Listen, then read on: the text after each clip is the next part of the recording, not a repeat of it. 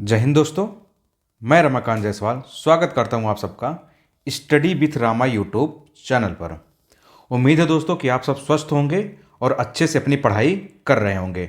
आज सब जानते हैं कि हम पढ़ रहे हैं आधुनिक भारत का इतिहास, यानी हम लोग मॉडर्न इंडिया को पढ़ रहे हैं। इससे पहले हमने भारत में क्रांतिकारी आंदोलन तक की चीज़ों को पढ़ लिया। इससे पीछे अगर आप हमारा पुराना वीडियो देखेंगे तो हमने मॉडर्न इंडिया को एक सीरीज, एक क्रम से शुरू किया, एक सीक्वेंस से शुरू किया है।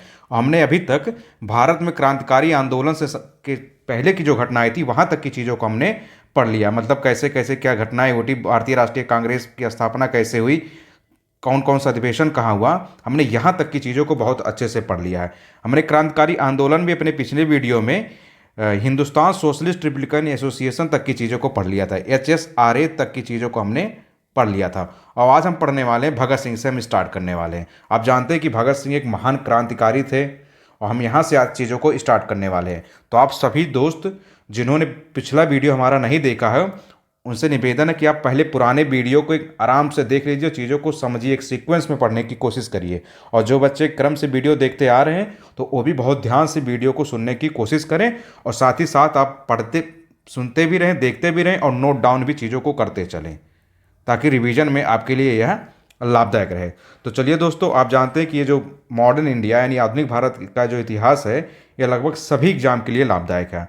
आप किसी भी एग्जाम की तैयारी कर रहे हो, चाहे आप बैंकिंग की कर रहे हो, आप रेलवे की कर रहे हो, आप SSC की कर रहे हो, या वो वनडे के किसी भी एग्जाम की प्रिपरेशन कर रहे हो, आप UP PCS की कर रहे हो, समीक्षा अधिकारी या RO की तैयारी कर रहे हो, तो बहुत ही लाभदायक है। आप जानते हैं कि आधुनिक भारत के इतिहास से लगभग हर एक एग्जाम में क्वेश्चन पूछा जाता है और बहुत बड़ी मात्रा में पूछा जाता है। तो चलिए दोस्तों, हम शुरू करते हैं अपना आधुनिक भारत के इतिहास में भगत सिंह के बारे में चीज़ों को पढ़ने की शुरुआत करते हैं। तो भगत सिंह के बारे में देखिए दोस्तों, क्या किया इन्होंने। दिसंबर 1928 में इन्होंने क्या किया, सैंडर्स की हत्या कर दिया। एक अंग्रेज था जिसका नाम था सैंडर्स, उसकी हत्या भगत सिंह जी ने कब किया था, दिसंबर 1928 यानी 1928 में इन्होंने क्या किया, सैंडर्स की हत्या कर दिया। और क्या किया इन्होंने, 8 अप्रैल 1929 को बटुकेश्वर दत्त के साथ केंद्रीय विधानसभा में बम फेंक दिया। दिसंबर 1928 में इन्होंने एक काम किया कि सैंडर्स जो एक अंग्रेज था उसकी हत्या कर देते हैं ये। और 8 अप्रैल 1929 को, यानी एक साल बाद 1929 में 8 अप्रैल को, 6 महीने बाद लगभग, बटुकेश्वर दत्त के साथ इन्होंने क्या किया, केंद्रीय विधानसभा में बम फेंक दिया। और बाद में लाहौर षड्यंत्र केस के अंतर्गत भगत सिंह के ऊपर मुकदमा चलाया गया। आप जानते हैं, एक तो इन्होंने सैंडर्स की हत्या की थी, दूसरा इन्होंने बटुकेश्वर दत्त के साथ क्या किया था, केंद्रीय विधानसभा में बम फेंका था। यह बम मारने के उद्देश्य से दोस्तों नहीं फेंका गया था, यह बम सिर्फ फेंका गया था डराने के उद्देश्य से कि आप ये जो नीतियां ला रहे हैं ये हमारे लिए, हमारे हितकर नहीं है, आप इन नीतियों को बदलिए और हमें आज़ाद करिए। कोई बम कोई उस तरह का बम नहीं था कि मतलब पूरी विधानसभा को या केंद्रीय विधानसभा को ही उड़ा देना था, ऐसा कोई इनका पर्पज़ नहीं था। ये सिर्फ डराने के पर्पज़ से किया गया। लेकिन अंग्रेज जानते हैं, अंग्रेजों को तो दोष मढ़ना था भगत सिंह जी के ऊपर, तो उन्होंने दोष मढ़ा ताकि इनको सजा दिलाया जा सके। उसके बाद क्या होता, बाद में यही लाहौर षड्यंत्र केस के अंतर्गत क्या होता है, भगत सिंह के ऊपर मुकदमा चलता है। और आप जानते हैं एक महान क्रांतिकारी को 23 मार्च 1931 को फांसी दे दिया जाता है। तो यह क्वेश्चन बहुत पूछा गया दोस्तों कि भगत सिंह को फांसी कब दी गई थी। भगत सिंह को जो फांसी दी गई थी वह 1931 में दी गई थी, 23 मार्च। तो आप ये याद रखिएगा दोस्तों, ईयर भी याद रखिएगा और डेट भी याद कर रखिएगा। 1931 में 23 मार्च को भगत सिंह को फांसी दी गई थी। और किस केस के अंतर्गत दी गई थी, लाहौर जो षड्यंत्र कांड था या लाहौर षड्यंत्र केस के अंतर्गत मुकदमा चलाकर भगत सिंह को फांसी दी गई थी। अब देखिए दोस्तों, इनका जो अंतिम संस्कार होता है वह कहाँ होता है, फिरोजपुर जिले में सतलज नदी के तट पर होता है। तो यह भी आप याद रखिएगा कि भगत सिंह का जो अंतिम संस्कार वह कहाँ हुआ था, किस जिले में, फिरोजपुर जिले में, किस नदी के तट पर, सतलज नदी के तट पर इनका अंतिम संस्कार होता है। और देखिए दोस्तों, इंकलाब जिंदाबाद जो नारा है, पहली बार नारे के रूप में किसने प्रयोग किया था, तो भगत सिंह जी ने ही किया था। ये जो इंकलाब जिंदाबाद आप नारा सुनते हैं ना, इंकलाब जिंदाबाद, इंकलाब जिंदाबाद, इस नारे का पहली बार प्रयोग अगर किसी ने किया था तो वह कौन थे, भगत सिंह जी ने किया था। पहली बार इस इंकलाब जिंदाबाद नारे का प्रयोग किया था। तो आप भगत सिंह के बारे में ये फैक्ट याद रखिएगा। अब दोस्तों देखिए, कुछ परीक्षा के उपयोगी के लिए कुछ फैक्ट दिया गया है जो एग्जाम में सीधे सीधे क्वेश्चन पूछे भी जा चुके हैं और इसी तरह पूछे जाते हैं। देखिए पहला फैक्ट देखिए, इंडियन रिपब्लिकन आर्मी की स्थापना किसने किया था, तो सूर्य सेन ने। आप इसको जानते हैं, इसका नाम ऐसे भी दे दिया जाता है कभी कभी शॉर्टकट में IRA, यानी इंडियन रिपब्लिकन आर्मी की स्थापना दोस्तों किसने किया था? तो सूर्य सेन ने किया था। आप याद रखिएगा, IRA यानी इंडियन रिपब्लिकन आर्मी की स्थापना किसने किया था? तो सूर्य सेन ने किया था। और देखिए दोस्तों, जेल में राजनीतिक बंदी का दर्जा प्राप्त करने के लिए भूख हड़ताल किया था 63 दिन तक। किसने? जतिन दास ने। जतिन दास एक व्यक्ति थे, उन्होंने क्या किया था? जेल में राजनीतिक बंदी का दर्जा प्राप्त करने के लिए भूख हड़ताल किया था। कितने दिन तक? 63 दिन तक किया था, 63 डेज तक किया था। और अपनी पुस्तक वंदे मातरम में निष्क्रिय विरोध के सिद्धांत का प्रतिपादन किसने किया था? तो अरविंद घोष ने किया था। तो आप याद रखिएगा, सबसे पहले वंदे मातरम किसकी पुस्तक है? अरविंद घोष की पुस्तक है। इसी पुस्तक में इन्होंने निष्क्रिय विरोध का सिद्धांत का प्रतिपादन किया था। एक जानते हैं आप, सक्रिय विरोध होता है, एक निष्क्रिय। सक्रिय को जानते हैं एक्टिव, और निष्क्रिय को क्या बोलते हैं? इनएक्टिव। यानी इन्होंने क्या किया? अंग्रेजों का विरोध किया, लेकिन इनएक्टिव रूप से किया, मतलब एक्टिव नहीं होकर किया, मतलब सक्रिय रूप से इन्होंने सिद्धांत का प्रतिपादन नहीं किया था। इन्होंने इनएक्टिव यानी निष्क्रिय सिद्धांत का प्रतिपादन किया था। किस मतलब इनका भी काम था विरोध ही करना, इन्होंने भी अंग्रेजों का विरोध किया, लेकिन निष्क्रिय रूप में किया। और किस पुस्तक में इस सिद्धांत को दिया था इन्होंने? वंदे मातरम जो इनकी पुस्तक थी, उस पुस्तक में इन्होंने निष्क्रिय विरोध के सिद्धांत का, विरोध का जो सिद्धांत था, इस सिद्धांत के बारे में लोगों को बताया। अब हम देखते हैं दोस्तों, फॉरवर्ड ब्लॉक की स्थापना किसने किया था? तो सुभाष चंद्र बोस जी ने। अगर आपसे पूछा जाए कि जो फॉरवर्ड ब्लॉक था, इस फॉरवर्ड ब्लॉक की स्थापना किसने किया था? तो फॉरवर्ड ब्लॉक की स्थापना दोस्तों किसने किया था? सुभाष चंद्र बोस ने किया था फॉरवर्ड ब्लॉक की स्थापना। अब दोस्तों हम देखते हैं, एक फैक्ट और दिया गया है। 2 लड़कियों का नाम दिया गया जो इन्होंने बहुत ही महान काम किया था। लेकिन इन्होंने क्या किया था? दिसंबर 1931 में एक जिला अधिकारी को गोली मारने वाली बंगाल की 2 स्कूली छात्राओं का नाम क्या था? शांति घोष और सुनीति चौधरी। देखिए, शांति घोष एक नाम आप ये याद रखिएगा, शांति घोष और सुनीति चौधरी, या क्या थी? स्कूली छात्रा थी बंगाल की। इन्होंने क्या किया था? दिसंबर 1931 में वहां के जिलाधिकारी को गोली मार दिया था। शांति घोष और सुनीति चौधरी कौन थी? स्कूली छात्रा थी बंगाल की। उन्होंने क्या किया? 1931 में वहां के एक जिलाधिकारी, जो एक अंग्रेज जिलाधिकारी था, उसको गोली मार दिया था। आप जानते हैं कि अंग्रेजों के जितने भी कार्य थे सिर्फ उनके हित के लिए थे, हमारे हित में उनका कोई भी कार्य नहीं था। उनका जो भी नियम बनता था, जो भी कानून बनता था, उसका कुल मिला जुला के हमारा शोषण करना होता था, आर्थिक रूप से भी, मानसिक रूप से भी, ताकि वो, उनका यही एक उद्देश्य था कि राज करना है हमें यहाँ। तो शांति घोष और सुनीति चौधरी का नाम अगर पूछा जाता है तो आप इसको याद रखिएगा कि यही 2 स्कूली छात्राएं थी जिन्होंने वहां के जिलाधिकारी को दिसंबर 1931 में गोली मार दिया था। अब हम दोस्तों देखते हैं, भारत से बाहर जो क्रांतिकारी गतिविधियां हुई थी उसमें किन किन लोगों का योगदान था। आप ये भी देखिए, इससे भी बहुत बड़ी मात्रा में क्वेश्चन पूछ लिया जाता है कि भारत से बाहर जो क्रांतिकारी गतिविधियां हुई थी इसमें किसका किसका योगदान रहा। तो देखिए, आप सबसे पहले याद रखिएगा दोस्तों, श्याम जी कृष्ण वर्मा का नाम। श्याम जी कृष्ण वर्मा ने क्या किया? फरवरी 1905 में इंडियन होम रूल सोसाइटी की स्थापना किया लंदन में। तो आप दोस्तों ये नाम याद रखिएगा, श्याम जी कृष्ण वर्मा। श्याम जी कृष्ण वर्मा ने क्या किया? इंडियन होम रूल सोसाइटी, आप इस फैक्ट को दोस्तों याद रखिएगा, इंडियन होम रूल सोसाइटी, इसकी स्थापना कहाँ इन्होंने किया था? लंदन में किया था। कब किया था? फरवरी 1905 यानी 1905 में किया था। और इन्होंने क्या किया? द इंडियन सोशियोलॉजिस्ट पत्र का प्रकाशन वहीं से किया। वहीं लंदन से ही श्याम कृष्ण वर्मा जी ने क्या किया? द इंडियन सोशियोलॉजिस्ट पत्र का पब्लिकेशन भी शुरू किया। और इंडिया हाउस की आधारशिला भी इंडियन होम रूल सोसाइटी के द्वारा ही रखी गई थी। यानी इंडिया हाउस की जो आधारशिला लंदन में रखी गई थी, और अभी श्याम जी कृष्ण वर्मा की इसी society, Indian home rule society ने ही रखा था। तो आप ये फैक्ट याद रखिएगा दोस्तों कि भारत से बाहर जो क्रांतिकारी गतिविधियां हुई थी, ये भी क्वेश्चन बहुत पूछा गया है। अब हम दोस्तों देखते हैं गदर पार्टी के बारे में। यह भी बहुत इंपॉर्टेंट है, बहुत बड़ी मात्रा में क्वेश्चन इससे भी पूछा गया है। देखिए, गदर पार्टी की अगर हम बात करें तो इसकी स्थापना कब हुई थी? 1913 में हुई थी, 21 अप्रैल को। तो दोस्तों आप सबसे पहले ईयर ही याद रखिएगा कि गदर पार्टी की स्थापना कब हुई थी? 1913 में, यानी 1913 में गदर पार्टी की स्थापना हुई थी 21 अप्रैल को। इसकी स्थापना करने का उद्देश्य क्या था?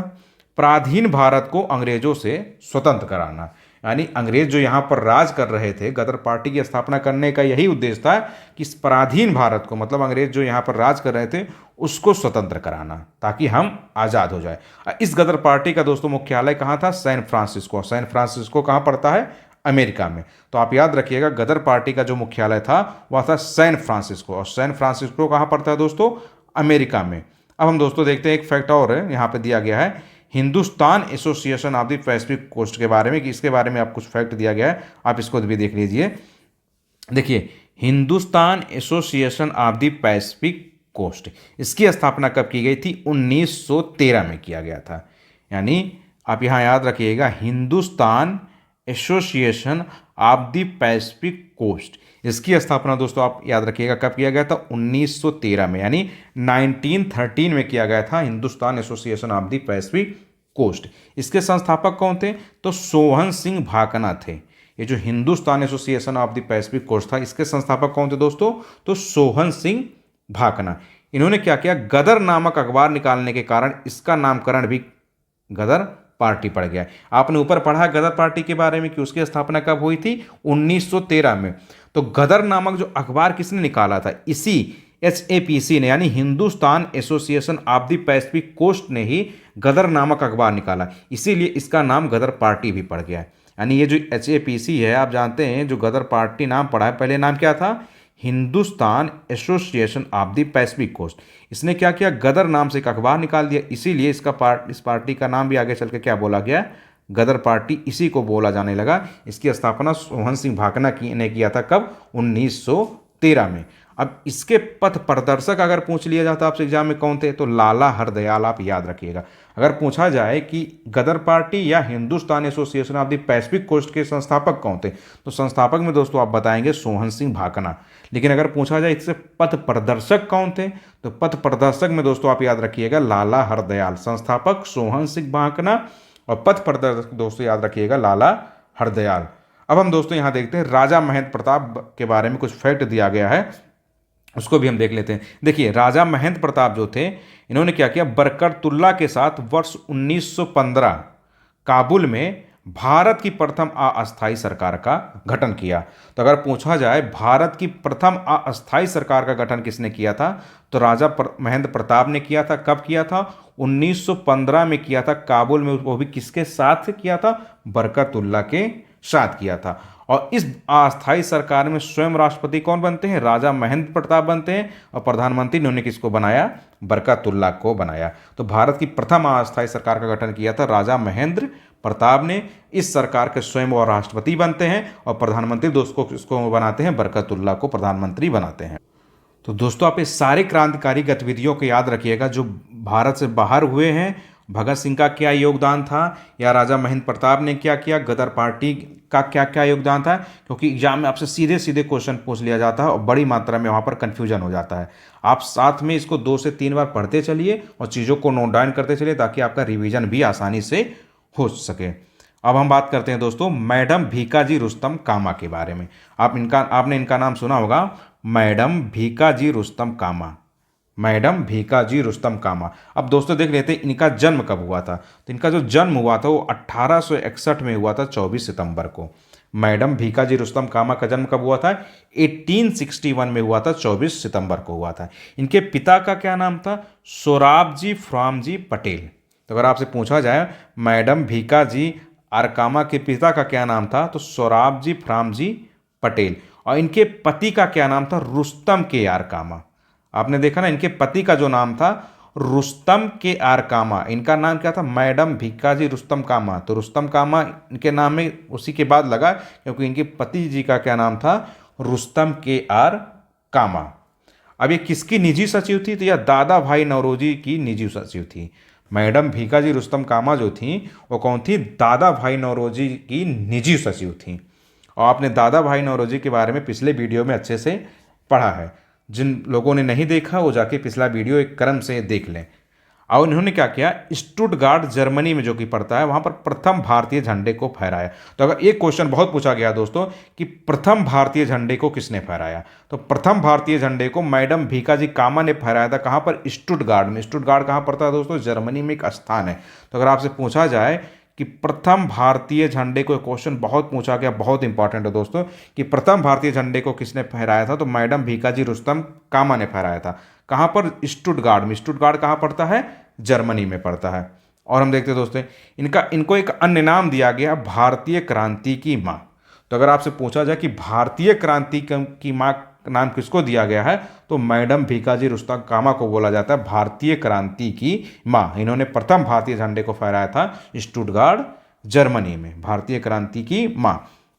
अब देखिए, इन्होंने जो प्रथम भारतीय झंडे का जो डिजाइन था, इसको संयुक्त रूप से 3 लोगों ने तैयार किया था। एक तो भीकाजी कामा थी, दूसरा बीडी सावरकर थे, तीसरा श्याम जी कृष्ण वर्मा ने थे। ये जो प्रथम भारतीय झंडे को उन्होंने स्टुटगार्ट में फहराया था, तो इस झंडे का जो डिजाइन था, इस डिजाइन को 3 लोगों ने मिलकर ज्वाइंट रूप से यानी संयुक्त रूप से तैयार किया था। इन 3 लोगों का नाम याद रखिए। एक तो भीकाजी कामा स्वयं थी, एक थे कौन, बीडी सावरकर, विनायक दामोदर सावरकर, और तीसरे कौन थे, श्याम जी कृष्ण वर्मा। तो आप ये तीनों नाम दोस्तों याद रखिएगा।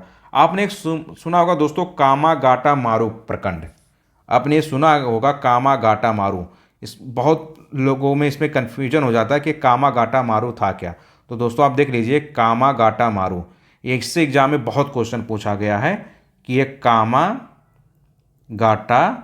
मारू क्या था या क्या चीज़ है, या कुछ लोग इसको समझ ही नहीं पाते कि यह चीज़ क्या था। तो देखिए, अगर हम दोस्तों देखें कामागाटा मारू के बारे में, तो यह हांगकांग से कनाडा की यात्रा पर निकला एक जलपोत था। तो सबसे पहले आप यही याद रखिएगा दोस्तों कि कामागाटा मारू क्या था, एक जलपोत था, यानी में पानी में चलने वाला एक जहाज था। कामागाटा मारू एक क्या था, जलपोत था। एक कहाँ से निकला था, हांगकांग से निकला था कनाडा की यात्रा पर। कामागाटा मारू जो था हांगकांग से निकला था कनाडा की यात्रा पर, पानी में चलने वाला एक जलपोत था। इसको क्या हुआ था कि भारत के गुरदीत सिंह ने किराए पे लेकर 376 यात्रियों को इस पर बैठाया था। एक भारतीय थे जिनका नाम था गुरदीत सिंह या गुरदीत सिंह या गुरदत्त सिंह, जो भी नाम मिल जाए आपको एग्जाम में, कहीं गुरदीत सिंह दे देता है, कभी गुरदत्त सिंह दे देता है। तो आप देख लीजिएगा आपके एग्जाम में क्या नाम दिया गया है। तो इन्होंने, ये जो थे गुरदीत सिंह ने क्या किया था, इसी कामागाटा मारू जहाज को किराए पे ले लिया था, यानी रेंट पे ले लिया था, और इस पर कुल 376 यात्रियों को बैठा कर लेके गए थे। तो आपसे ये भी क्वेश्चन पूछ लिया जाता है कि इस कामागाटा मारू पर कितने यात्री थे, तो 376 दोस्तों आप याद रखिएगा, 376 यात्रियों को इन्होंने इस पर बैठाया था। उसके बाद क्या होता है, इसको लेकर वो निकल पड़े हांगकांग से लेकर। उसके बाद क्या हुआ, कनाडाई पुलिस ने देश में प्रवेश करने से रोक दिया। जब यह कामागाटा मारू जलपोत वहां से निकलता है हांगकांग से, और जब कनाडा के बॉर्डर के पास पहुंचने वाला होता है, तो उसके बाद क्या करते हैं, कनाडा की जो पुलिस थी, उन्होंने अपने देश में प्रवेश करने से इसको रोक दिया और वहां पर हंगामा हो गया। उसके बाद यात्रियों के ही अधिकारों की लड़ाई लड़ने हो तो एक शोर कमेटी का गठन किया जाता है, क्योंकि वहां पर क्या होता है, इस जहाज को रोक दिया जाता, प्रवेश नहीं करने दिया जाता कनाडा में। तो उसके बाद हंगामा होता है और एक शोर कमेटी, यानी शोर कमेटी को हम बोलते हैं तट कमेटी। इसी को आप याद रखिएगा दोस्तों, ये जो शोर कमेटी है कभी कभी दे दिया जाता है तट कमेटी। तो शोर कमेटी या तट कमेटी, इस शोर कमेटी में कौन कौन थे दोस्तों, हुसैन रहीम थे, बलवंत सिंह थे और सोहन लाल पाठक थे। तो आप तीनों नाम याद रखिएगा। इस शोर कमेटी में कौन थे, हुसैन रहीम, बलवंत सिंह और सोहन लाल पाठक। इन्होंने इन्हीं यात्रियों की अधिकारों की लड़ाई लड़ने होती इस शोर कमेटी का गठन किया गया था और उसमें इन 3 लोग व्यक्तियों को शामिल किया गया था। अब क्या हुआ, उस समय अमेरिका में जो भारतीय रह रहे थे, उन्होंने यात्रियों के समर्थन में क्या किया, आंदोलन चला दिया। कौन कौन थे उसमें, भगवान सिंह, बरकतुल्ला, रामचंद्र और सोहन सिंह। जब इसको कनाडा की पुलिस ने देश में प्रवेश करने से रोक दिया, तो उस समय अमेरिका में जो भारतीय रहते उन्होंने क्या किया, इसके समर्थन में क्या कर दिया, आंदोलन चला दिया। और उस आंदोलन में कौन कौन थे, भगवान सिंह थे, बरकतुल्ला थे, रामचंद्र थे और सोहन सिंह थे। यह भी फैक्ट बहुत पूछा गया है एग्जाम में दोस्तों, और बहुत बड़ी मात्रा में यहाँ भी कन्फ्यूजन हो जाता है। तो आप इस फैक्ट को भी आप याद रखिएगा। अब दोस्तों हम देखते हैं एक नाम है रास बिहारी बोस। इनसे भी क्वेश्चन बहुत पूछा गया है कि रास बिहारी बोस कौन थे। यह जापान में रहे भारतीय आप्रवासी थे। रास बिहारी बोस जो थे कहाँ रहते थे, जापान में रह रहे थे। एक भारतीय थे, आप्रवासी भारतीय थे, जो कि कहाँ रह रहे थे, रास बिहारी बोस जापान में रह रहे थे। इन्होंने क्या किया, 28-30 मार्च 1942 टोक्यो में भारतीयों के एक सम्मेलन का आयोजन करता है। इन्होंने क्या किया, मार्च 1942 में रास बिहारी बोस ने टोक्यो कहाँ पड़ता है दोस्तों, जापान में इन्होंने क्या किया, जापान के टोक्यो में इन्होंने क्या किया, भारतीयों के लिए एक सम्मेलन का इन्होंने आयोजन किया। रास बिहारी बोस ने वहाँ पर एक सम्मेलन को बुलाया और 14 से 23 जून को इन्होंने बैंकॉक सम्मेलन भी आयोजित किया और सुभाष चंद्र बोस को निमंत्रण भेजा। इन्होंने क्या किया, जून में, आने वाले जून में क्या किया, बैंकॉक सम्मेलन किया। बैंकॉक सम्मेलन में इन्होंने क्या किया, सुभाष चंद्र बोस को निमंत्रण दिया और उसके बाद इंडियन इंडिपेंडेंस लीग की स्थापना की। तो आप याद रखिएगा दोस्तों, अगर पूछा जाए कि इंडियन इंडिपेंडेंस लीग यानी इंडियन इंडिपेंडेंस लीग की स्थापना किसने किया था दोस्तों? तो रास बिहारी बोस। आप ये नाम याद रखिएगा कि इंडियन इंडिपेंडेंस लीग, आप याद रखिएगा दोस्तों, किसने किया था स्थापना इसकी? रास बिहारी बोस ने किया था। और इनके बारे में फैक्ट याद रखिएगा, ये एग्जाम में बहुत पूछा गया है। तो आपने जो क्रांतिकारी गतिविधियां थी दोस्तों, यहाँ तक की चीज़ों को पढ़ लिया कि भारत में जितनी भी क्रांतिकारी गतिविधियां हुई थी, भारत के अंदर और भारत के बाहर किस किन लोगों ने नेतृत्व किया था और किस तरह के क्वेश्चन पूछे जाते हैं आपसे एग्जाम में, आपने सारी चीज़ों को अच्छे से समझ लिया है कि किन क्रांतिकारी गतिविधियों में कौन कौन कहाँ पे शामिल थे। कामागाटा मारू प्रखंड के बारे में भी आपने देख लिया और इंडियन इंडिपेंडेंस लीग की स्थापना किसने किया था, आपने ये भी देख लिया। अब हम दोस्तों पढ़ने वाले हैं बंगाल विभाजन तथा स्वदेशी आंदोलन को। तो दोस्तों सबसे पहले हम बात करते हैं बंगाल विभाजन की। जो बंगाल का विभाजन हुआ था, आप जानते हैं कि बहुत बड़ी घटना थी। इस बंगाल विभाजन के बारे में हम दोस्तों पढ़ते हैं, उसके बाद हम पढ़ेंगे स्वदेशी आंदोलन के बारे में। तो आप जानते हैं कि बंगाल का विभाजन कब हुआ था? 1905 में हुआ था, यानी 1905 में बंगाल का विभाजन कर दिया जाता है। आप इस ईयर को जानते हैं, आप देख लीजिए बंगाल विभाजन कैसे कैसे हुआ। बंगाल विभाजन के निर्णय की घोषणा कब की गई? 20 जुलाई 1905 को। और बंगाल का विभाजन का प्रभावी होता है दोस्तों 16 अक्टूबर 1905 को। तो आप दोनों डेट याद रखिएगा दोस्तों। देखिए 1905 में दोनों घटना होती है, यानी 1905 में दोनों ही घटना होती है। एक होता है 1905 में 20 जुलाई के दिन याद रखिएगा, और एक है 16 अक्टूबर। इस 16 अक्टूबर का दिन भी आप याद रखिएगा।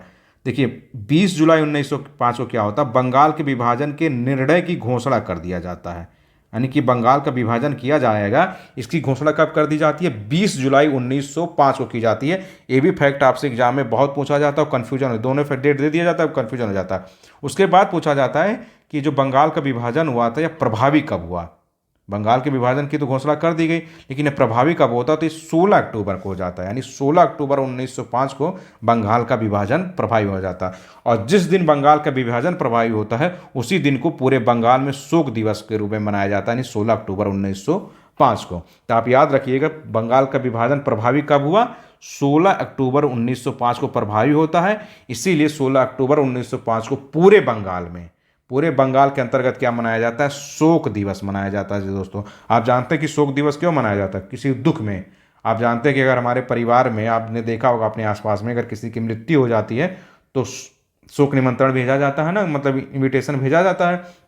तो उस तरह से उस समय शोक दिवस इसको मनाया गया। बंगाल विभाजन को मतलब इतने बड़े लेवल पे घटना हो गई थी कि शोक दिवस के रूप में मनाया गया 16 अक्टूबर 1905 को। और क्या हुआ? रविंद्रनाथ टैगोर के सुझाव पर राखी दिवस भी मनाया जाता है। राखी दिवस का मतलब ये था कि मतलब हम सब एकजुट हैं, हर व्यक्ति एक दूसरे को राखी बांधता था। यहाँ जो राखी दिवस मनाया गया था रविंद्रनाथ टैगोर के सुझाव पे, वहाँ पर राखी दिवस का मतलब क्या था कि हम सब आपस में एक हैं, हम सब एक दूसरे के साथी हैं, एक दूसरे के भाई हैं। हम सब मिलजुल के ही अगर लड़ेंगे तभी हम अंग्रेजों को हरा सकते हैं। तो वहाँ राखी दिवस का मतलब ये था, वहाँ हिंदू मुस्लिम सब ने राखी दिवस को में पार्टिसिपेट किया था। सब एक दूसरे को राखी बांध रहे थे ताकि हम सब एकजुटता की भावना को दिखा सकते कि हम सब एक हैं और अंग्रेजों से सामना कर सके, और उनको ये दिखा सके कि आपने जो बंगाल विभाजन किया है ये हमारे लिए हितकर नहीं, हम सब मिलजुल कर रहना चाहते हैं। तो ये पूछा जाता कि बंगाल विभाजन के दौरान रविंद्रनाथ किसके सहयोग पर राखी दिवस मनाया गया था? तो रविंद्रनाथ टैगोर जी के सहयोग पर, सुझाव पर राखी दिवस को मनाया गया था। और देखिए इसका जो प्रावधान किया गया, बंगाल का विभाजन दो भागों में कर दिया जाता है, एक पूर्वी बंगाल, एक पश्चिमी बंगाल। आप अभी भी जानते हैं वेस्ट बंगाल, आपने वेस्ट बंगाल अभी देखा होगा कि भारतीय के 28 राज्यों में वेस्ट बंगाल आप सुनते हैं, पश्चिमी बंगाल, लेकिन पूर्वी बंगाल आप नहीं सुनते हैं। क्योंकि पूर्वी बंगाल आप जानते हैं ना, वही बांग्लादेश वाला हिस्सा जो पहले पाकिस्तान के नियंत्रण में था, तो वो था पूर्वी बंगाल, इसलिए पश्चिमी बंगाल आप नाम सुनते हैं। तो उन लोगों ने, अंग्रेजों ने क्या किया था, 1905 में बंगाल का विभाजन दो भागों में किया था। एक तो पूर्वी बंगाल यानी ईस्टर्न बंगाल, एक था पश्चिमी बंगाल यानी वेस्टर्न बंगाल। तो आप दोस्तों ये याद रखिएगा। अब देखिए पूर्वी बंगाल जो था और जो पश्चिमी बंगाल था उसके अंतर्गत कौन कौन से क्षेत्र या कौन कौन से रीजन आते थे, तो इसको आप देख लीजिए। तो देखिए पूर्वी बंगाल की अगर हम बात करें, ईस्टर्न बंगाल की, तो इसमें था पूर्वी बंगाल प्लस असम, इन दोनों को मिलाकर एक बना दिया गया था नया प्रांत, और इसका मुख्यालय जो बनाया गया ढाका बना दिया गया। ये जो हमारा पूर्वी बंगाल है दोस्तों, यानी ये जो हमारा ईस्टर्न बंगाल है, इसमें क्या किया गया, पूर्वी बंगाल और असम को मिलाकर क्या कर दिया गया, एक नया प्रांत बना दिया गया। और इस पूर्वी बंगाल का दोस्तों मुख्यालय किसको बनाया गया, हेडक्वार्टर किसको बनाया गया, तो ढाका को पूर्वी बंगाल का क्या कर दिया गया दोस्तों, हेडक्वार्टर बना दिया गया। अब हम बात करते हैं दोस्तों पश्चिमी बंगाल की। तो पश्चिमी बंगाल में देखिए क्या शामिल था।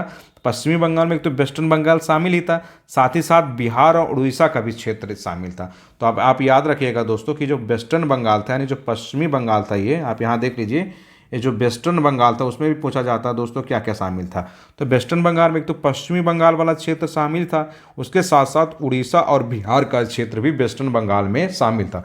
इस तरह 1905 में अंग्रेजों ने बंगाल का विभाजन कर दिया था, पूर्वी बंगाल और पश्चिमी बंगाल के नाम से। दो भागों में बंगाल का विभाजन अंग्रेजों ने किया था उस समय, और इसको लेकर पूरे बंगाल में क्या किया जाता है, शोक दिवस मनाया जाता है।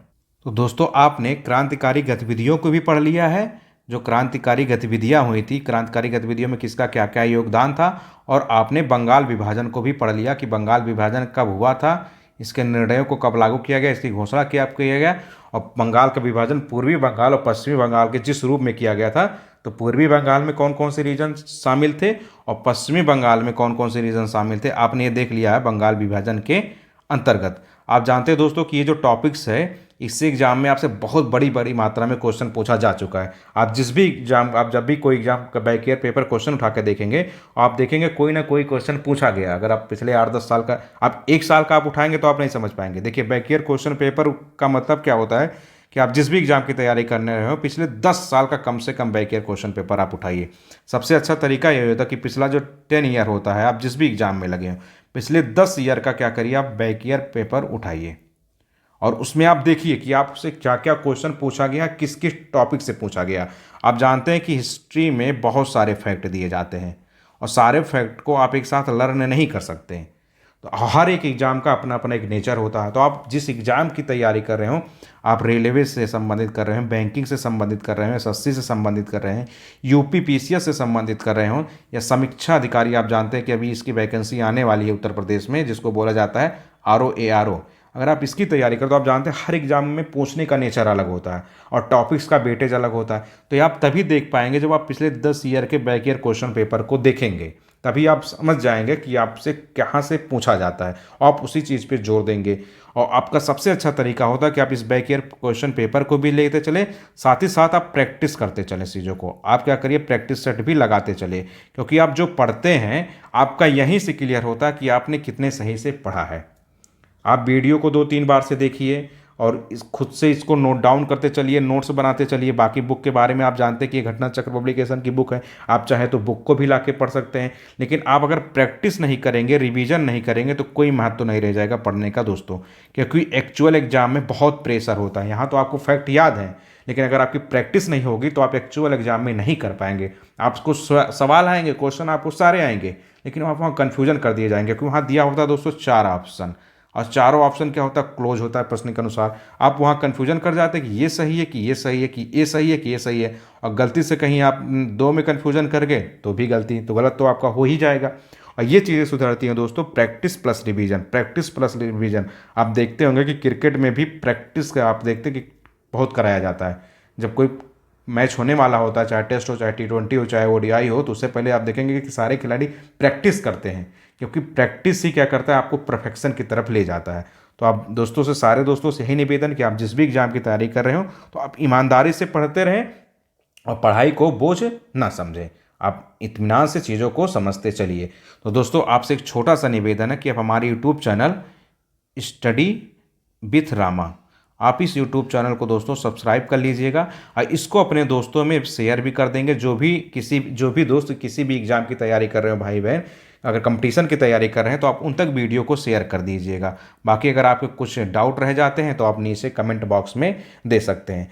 तो हमारा जो अगला वीडियो दोस्तों आएगा, हमने जहाँ से चीज़ों को छोड़ा है उसके आगे की चीज़ों को हम अपने नेक्स्ट वीडियो में पढ़ेंगे। तो चलिए दोस्तों, आप पढ़ाई करते रहिए और स्वस्थ रहिए। बहुत बहुत धन्यवाद आपका वीडियो देखने के लिए। जय हिंद।